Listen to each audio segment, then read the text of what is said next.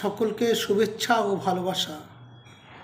Colonel সফিয়ার নেতৃত্বে যেভাবে পাকিস্তানের জঙ্গি ঘাঁটি গুঁড়িয়ে দেওয়া হয়েছে, এতে আমরা 140 কোটি ভারতবাসী গর্বিত। বিশেষ করে মুসলমান সম্প্রদায় যারা আগেও দেশের সঙ্গে ছিল এবং স্বাধীনতার আন্দোলনে তারা নিজের জীবনকে কুরবানি করেছে এবং এখনও তারাই আগে আছে।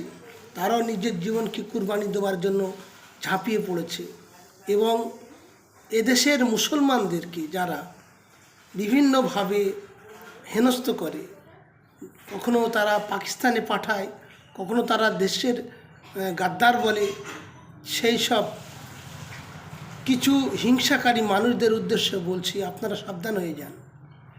আমরা এই দেশের জন্য প্রাণ দিয়েছি, আবারও দিতে প্রস্তুত।